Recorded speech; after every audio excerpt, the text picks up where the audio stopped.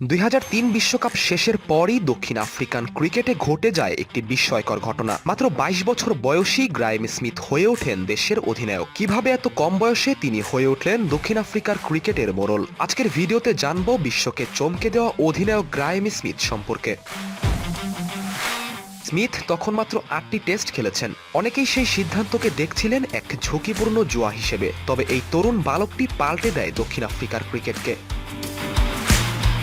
স্মিথের অধিনায়ক হিসেবে শুরুটা হয় ঝড়ো গতিতে। অধিনায়ক হিসেবে প্রথম কবছরের মধ্যেই স্মিথ সাউথ আফ্রিকার ক্রিকেটে আশ্চর্যজনক পরিবর্তন আনেন। তার ব্যাটিং ও নেতৃত্ব গুণে প্রোটিয়ারা হয়ে ওঠে এক অসাধারণ দল। সর্বকালের সেরা প্রোটিয়া দলটি খেলেছে তার অধীনে। চোকার অপবাদ ঘুচিয়ে বিশ্বকাপটা জিততে পারেননি, কিন্তু যে কোনো ফরম্যাটে তিনি দলকে করে গেছেন বিশ্বসেরা। ক্রিকেট ইতিহাসে গ্রায়েম স্মিথই একমাত্র অধিনায়ক, তিনি 100টি টেস্ট দলের নেতৃত্ব দিয়েছেন। অধিনায়ক হিসেবে 47.83 গড়ে করেন 8,659 রান। দ্বিতীয় স্থানে থাকা অ্যালান বোর্ডারের রান 6,623। তিনি যতটা ভালো অধিনায়ক ছিলেন, তার চেয়েও ছিলেন দারুণ একজন ওপেনার। টেস্টে 48-এর ওপর গড় নিয়ে 27টি সেঞ্চুরি ও 38টি হাফ সেঞ্চুরিতে করে গেছেন 9,000-এর ওপর রান। অধিনায়ক হওয়ার পর তিনি এই ব্যাট দিয়েই সমালোচনার জবাব দেন। আমাদের ভিডিওগুলো যশোর থেকে দেখছেন শাহিন আনসারি, দক্ষিণ আফ্রিকা থেকে দেখছেন নাজমুল নাজিম ভুইয়া, মালদা থেকে দেখছেন মলয় মান্দা, ইয়াসিন আরাফাত দেখছেন নোয়াখালী থেকে এবং সিলেট থেকে দেখছেন পলক দাস।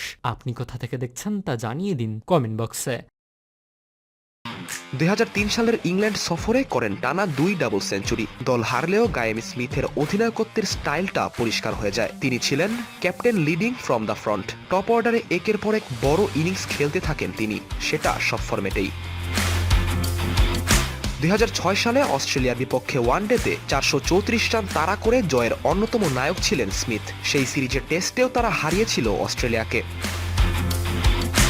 গ্রায়েম স্মিথের অধিনায়কত্বের পূর্ণতা আসে 2012 সালে। ইংল্যান্ডকে 2-0 ব্যবধানে হারানোর পর দক্ষিণ আফ্রিকার টেস্ট র্যাঙ্কিংয়ের চূড়ায় চলে আসে। সেই বিজয়ের ইতিহাস আজও সবার মনে গেঁথে আছে। এরপর অস্ট্রেলিয়ার মাটিতে গিয়ে খেললেও একটা টেস্টও হারেননি প্রোটিয়ারা।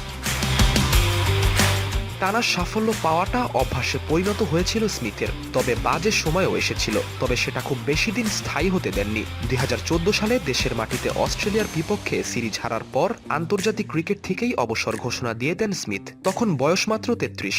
ঘরোয়া ক্রিকেটেও আর খুব বেশি থাকেননি। যাওয়ার আগে অধিনায়ক হিসেবে করে যান 15টি টেস্ট সেঞ্চুরি, এটাও বিশ্ব রেকর্ড।